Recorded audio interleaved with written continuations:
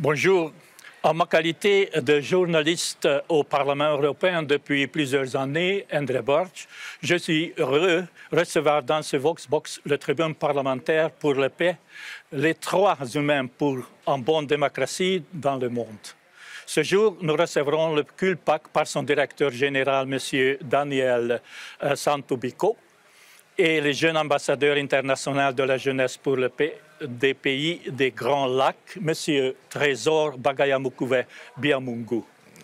C'est comme ça, Monsieur le député européen Max Orville nous donnera ses impressions après les réflexions de l'ambassadeur international de la jeunesse pour la paix des Grands Lacs. Pour une bonne orientation, j'invite M. Daniel Bico d'ouvrir la journée de paix de ce jour. Merci. Conseil universel pour la paix. Monsieur le député, avant tout, nous, membres de la direction générale du Conseil universel pour la paix des nations et continents, CULPAC en cycle, vous remercions pour votre disponibilité et cette opportunité que vous nous donnez en ce moment de l'an 2022, les 25e jours du mois d'octobre, pour nous confirmer votre bon sens et pivot concernant les suivis et la concrétisation des résolutions de la Conférence universelle pour la paix que nous avons organisée du 5 au 6 septembre 2018 au Parlement européen à Bruxelles, et c'est considérant notre existence plus de 4 décennies. En ce moment très compliqué que connaît notre continent, nous avons cité l'Europe. Il nous est difficile de parler de la paix où toutes les idées sont focalisées vers la force. Nous dirions très bien la guerre. Occasion par laquelle nous écourtons la vie des jeunes qui devraient apporter la prospérité pour le développement dans leur nation, mais se donnent pour des causes égoïstes et des manques d'amour de certaines hautes personnalités, je dirais les dirigeants des peuples, et avons la conviction que personne n'a appris ce qu'un grand dictateur de l'Allemagne de naguère, croyant être le maître du monde, durant les années 40 à 45, qui a échoué lamentablement dans l'histoire de notre planète. La mission humanitaire poursuivie par le Conseil universel pour la paix auprès des députés européens sur la paix, la vulgarisation des droits humains et des activités bienfaisantes par l'éducation, la santé, l'agriculture au profit des pays africains n'est que pour aider des pays moins développés à s'épanouir et à prospérer.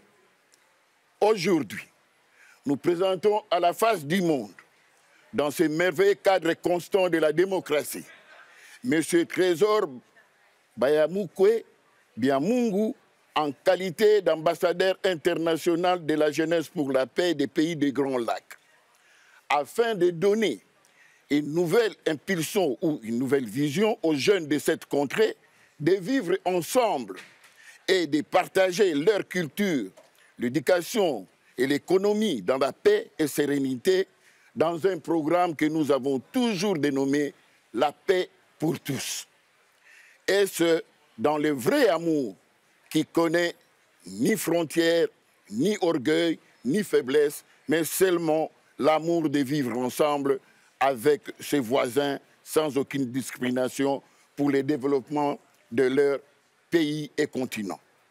Voilà, notre message se résume seulement dans l'amour, dans tous les domaines de la vie, pour un monde où il fait bon vivre. Nous vous remercions. Merci, Monsieur le directeur général et Monsieur l'ambassadeur. Merci pour la parole.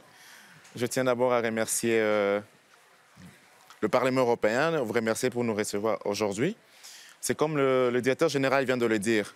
Moi, je m'appelle Trésor Bagayamukouve, je suis ingénieur informaticien de formation, mais je suis très impliqué dans le social. Pourquoi? Parce que, en tant que jeune, après un constat amer quand même par rapport à la jeunesse aujourd'hui dans mon pays, précisément en RDC, mais en Afrique, la jeunesse se perd dans les futilités.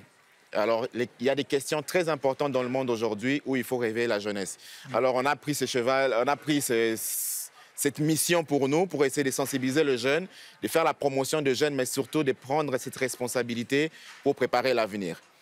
Et c'est ainsi que nous réfléchissons justement de comment le faire. C'est vrai, la paix, c'est le plus important. Mais comment arriver à cette paix-là? Il y a beaucoup de mots. Il y a la famine, il y a la guerre, il y a toutes les questions même climatiques qui existent. Mais pour y arriver, il faut préparer cette jeunesse. Et quand on parle de préparer la jeunesse, on voit l'éducation. Alors nous avons mis en place, sur place en RDC déjà, surtout sur les pays de Grand Lac, donc l'Est de la RDC, des projets justement pour essayer de sensibiliser cette jeunesse-là. Comme nous, avec ces titres, avec cette reconnaissance, nous les prenons comme un modèle parce que les jeunes aujourd'hui ont perdu les repères. Ils n'ont pas de modèle. Et nous prenons ces modèles parce que nous ne voulons pas sensibiliser les jeunes théoriquement, mais avec des actions concrètes sur terrain. Et pour mettre justement ces actions concrètes sur terrain, nous avons mis en place des projets justement pour accompagner la jeune fille, la jeune femme, à se prendre en charge parce qu'on dit éduquer une femme, c'est éduquer toute une nation. À travers justement cette éducation, on combat la famine, mais surtout on prépare l'éducation. Même pour question de paix, il faut éduquer la jeunesse vers la paix.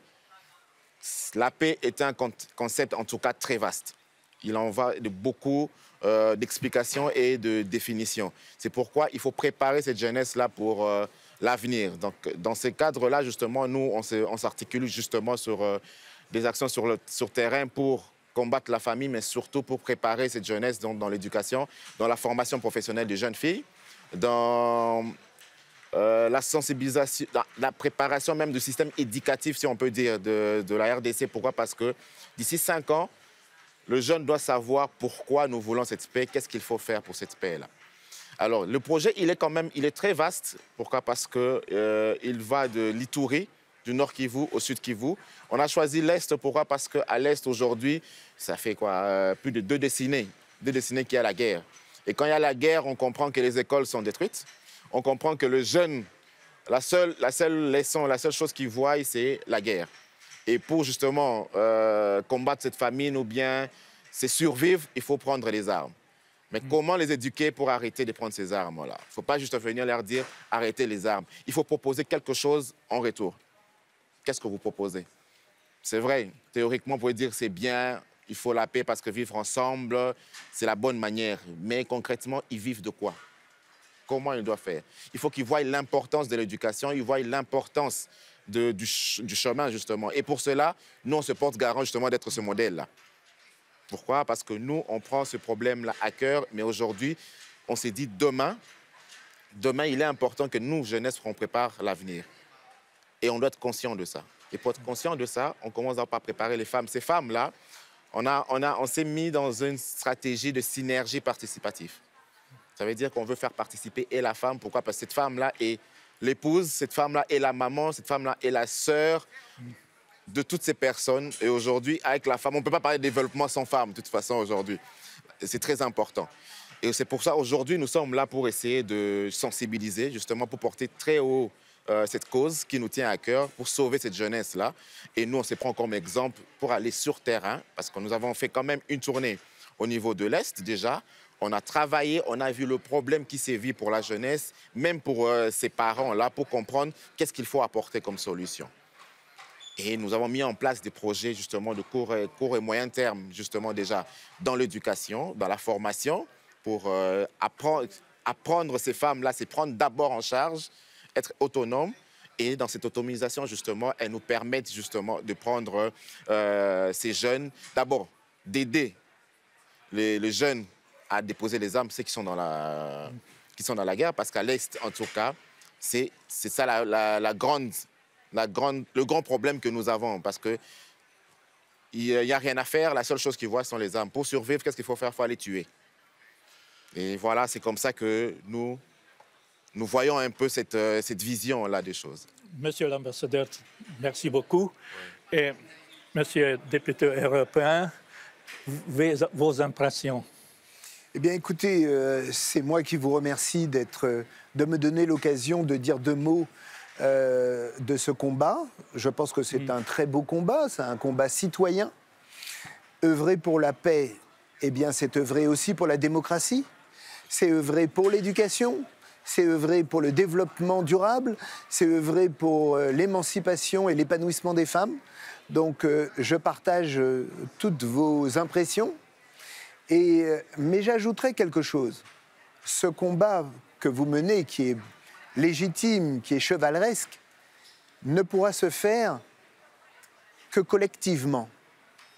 C'est-à-dire que c'est l'association de toutes les bonnes volontés et bien évidemment de l'aide des gouvernements en place. Parce que de toute façon, on ne dirige pas contre son peuple. La guerre est une infraction à la démocratie, au bonheur. Et donc, je salue votre engouement, votre volonté de travailler avec l'avenir. Et comme vous l'avez si bien dit, l'éducation est la mère de toutes les batailles.